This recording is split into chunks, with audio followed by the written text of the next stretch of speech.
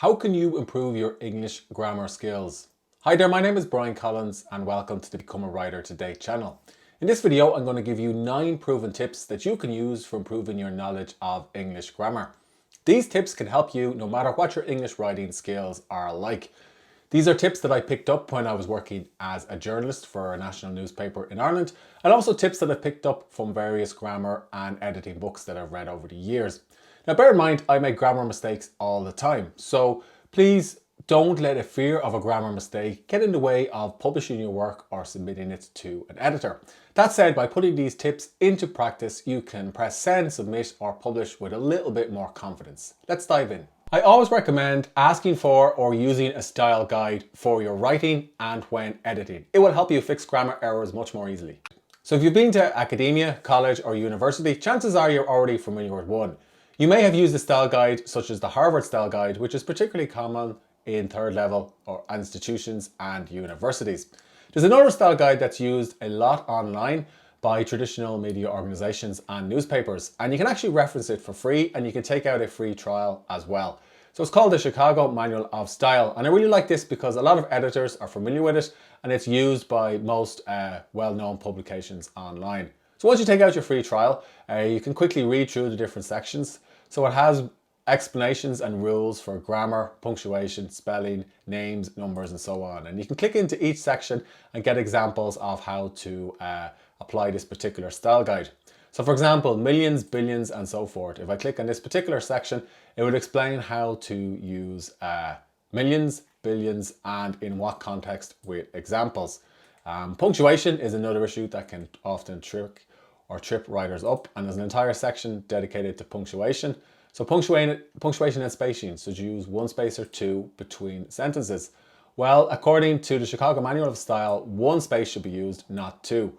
So in other words, just press space once after you press enter. Whereas in some older academic institutions, they will say that you should use two. So again, this explains why you should use a style guide. So there are lots of different use cases that you can find, so you can get information about when to use periods, when to omit periods, ellipses, commas, semicolons, and so on.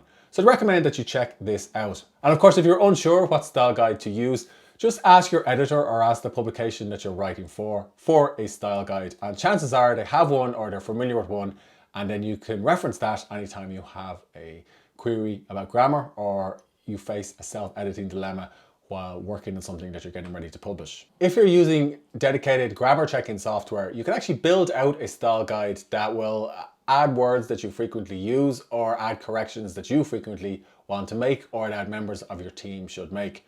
So I have here on screen the Grammarly style guide. You get this if you take out a Grammarly business subscription. And you can see here that I've put in a couple of sample words into the Grammarly style guide. And you can import rules or create your own rules quickly and easily. So basically you can put in what the original text is that will be corrected and what should this be changed to. So as an example, sometimes I write about Web 3.0 and cryptos, and the term hodl means to hold onto a cryptocurrency, but it's often seen as a grammar error. So what I would do is click no text change, so Grammarly won't overwrite anytime I use the word hodl, and then I'll click add rule. And now whenever I'm checking my work with Grammarly, it won't flag this as a grammar error because it's in my style guide. Next up, I recommend learning the subtle differences between British and American English. So I'm in Ireland, so we use Irish English, which is pretty similar to British English. And sometimes when I use this version of English online, I get emails from readers and comments saying that I've made a typo, grammar, or spelling mistake. Now, American English is predominantly used online, but if you understand the differences between the two, you'll be able to write for either audience and also understand when it makes sense to follow versus break a grammar rule. So there's lots of subtle differences between these different types of English, and also between British and American English and Canadian and Australian English. I have on screen some common examples. So in British English, it's centre as in T-R-E, whereas in American English, it's T-E-R. Again, you got to watch out for those IS's and IZ's. So in British English, it's realise with an ISE, and American English is realise with IZE. Another example is analyse, YSE, versus analyse, YZE. British English also tends to use one L, such as fulfill, whereas in American English, it's two L's. You'll also find some subtle spelling differences and usage of vowels. So aging, A-G-E-I-N-G versus aging, A-G-I-N-G. Colour is another example, C-O-L-O-U-R for British English versus C-O-L-O-R for American English. Now, I like to reference these types of issues all the time, and sometimes I do get them mixed up. So what I recommend you do is open up your writing application of choice or go into your operating system and select whether you want to use British English, American English, Australian English, and so on. And that way you can find and fix these grammar mistakes or potential grammar mistakes, because they're not always mistakes, it really depends where you're publishing your work, much more easily. And of course, if you understand the differences between these different types of English, then that will give you a little bit more confidence when editing your work. If you want to improve your grammar skills, it's also helpful to keep a running list of mistakes that you regularly make or mistakes that editors contact you about. So if you're working with an editor for a publication or on a project and you have a good relationship with them, you can ask them to maybe send you an email with a list of mistakes or corrections that they often have to address in your writing or in your articles. I worked with an editor for 2 years on the Become a Writer Today site, and she put a long list of grammar issues that I was making in various articles, and this dramatically saved up the time I spent self-editing my work. And I added this list to a self-editing checklist, and I would review all of these items before sending it over to an editor or publishing it on my site. Some items you may want to consider adding to your list include: what spelling mistakes do you often make? What words do you misspell? What punctuation issues do you struggle with? Is it apostrophes? Is it full stops, semicolons, or some other type of punctuation? Put in examples of mistakes of these that you've made versus what the fix should be. You could also consider adding weak words that you often defer to. So for example, the word make is considered a weak word because there's often a better verb that you can use. So you could say something like, I make my writing better, and it would make more sense if you actually wrote, I improved my writing, because make is a weak and overused replacement for the word improve in that case.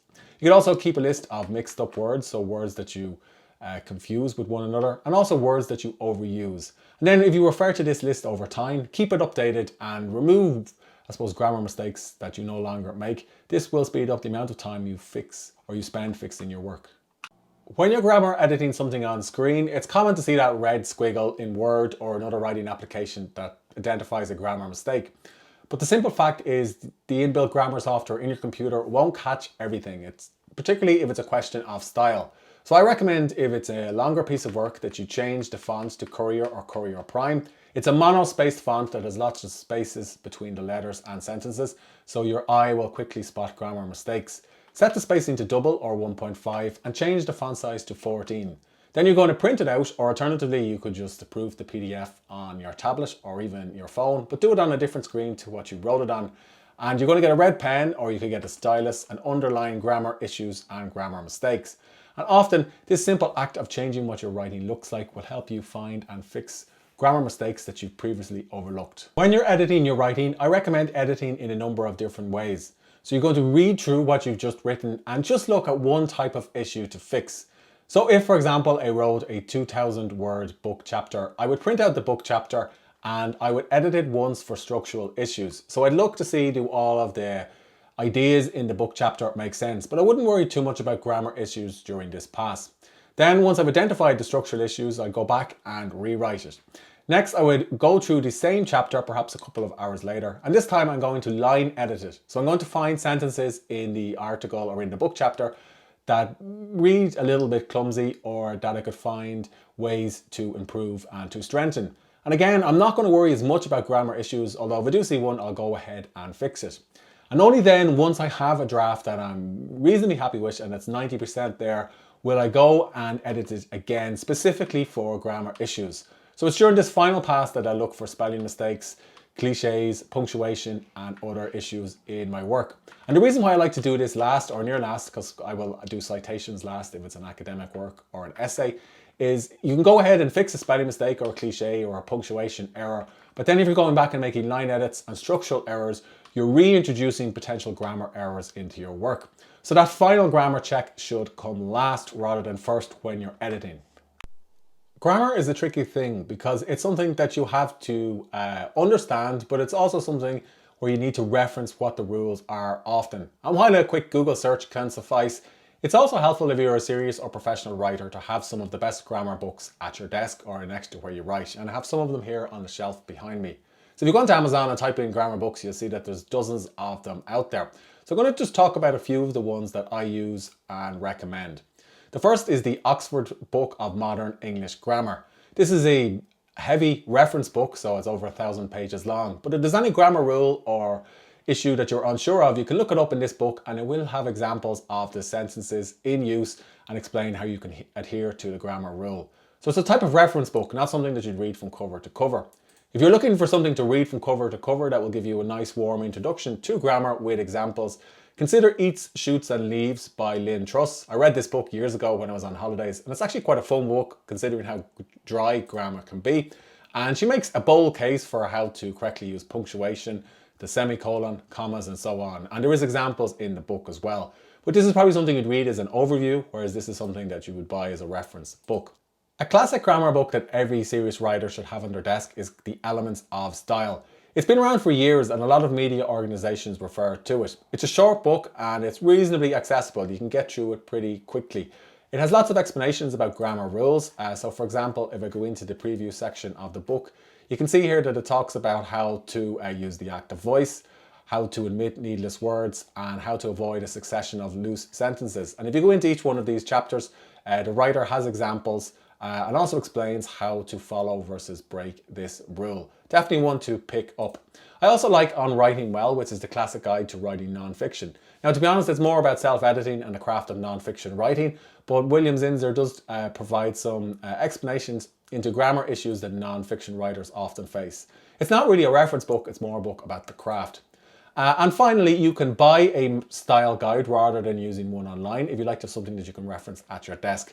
The Chicago Manual of Style is probably the one to pick up as it's used quite frequently. If you're a writer, it's fantastic working with an editor because they will help you improve your writing, but they will also help you improve your knowledge of English grammar and point out issues that you may have overlooked. So if you're publishing a lot of articles on a website or blog that you run, you could potentially consider hiring an editor using a service like the Pro Blogger Jobs Board. And you can pay anywhere between $15 and $25 for a reasonable editor using this particular jobs board. I've used it in the past and had great success. Now, on the other hand, if you are a writer and you've written a book, I recommend using a service like Reedsy to provide or to source a professional book editor. So they will have particular skills that an editor you'll find on the Pro Blogger Jobs Board won't have. And they will help you with everything from developmental edits to structural edits and also to find and fix grammar errors in your work. So if it's grammar errors you're particularly concerned about, do make sure that you find an editor who can help you with proofreading and line editing rather than developmental and structure edits. You can also use Upwork to source an editor, so you can pay anywhere from $10 or $15 to quite a bit more to find a content editor who will proofread your work and find issues and grammar mistakes.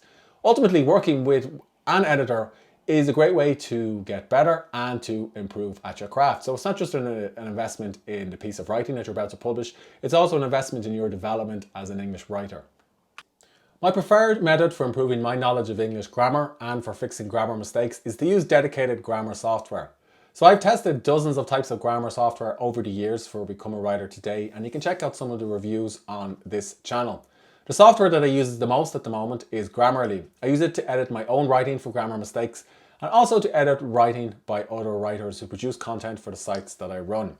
The premium version of Grammarly starts at $30 per month, but you can get discounts. I'll include a discount in the description below this video. But if you're going to use the premium version of Grammarly, it will give some additional context to grammar rules that you should follow versus grammar rules that you may want to break because it's a question of style. So in this case, it's identified a grammar issue where this writer here said it is presenting a factual story. Grammarly is suggesting that this is the wrong tense. Now, if I was writing this, I could just accept this change at a click. But if I wanted to improve my knowledge of English grammar, I can click and learn more, and it will explain exactly how to use different forms of a verb in different tenses with examples. And of course, you can go through each of the grammar mistakes in your writing, learn more about the rules that you may have broken, and that will give you some additional context into your work. Now, another tool that I also recommend to writers, particularly if you're writing fiction or anything long form, is Pro Writing Aid. It's a little bit cheaper than Grammarly and it has some additional grammar checks that you can use and some additional reports that will help you find and fix errors in your work. I have here on screen an article that I wrote for one of the sites that I run, and it's found 16 different grammar errors, and I can go through the article and I can scan for these grammar errors and can decide whether I want to accept or reject them. And this is, again, a good way for me to get context, because when I highlight or when I select an error, it will tell me what the potential issue is, and I can decide whether to accept or reject this rule. And I can also get some additional context about why this is an error. So again, it's another good option for you if you want to improve your knowledge of English grammar. The final tip is actually to ignore the grammar Nazis. Don't let a fear of an English grammar mistake get in the way of publishing your work or submitting it or sending it off to an editor or readers. The beauty of writing online today is that if there is a grammar mistake in your work, you can quickly and easily go back and fix it and then update your article or even your book.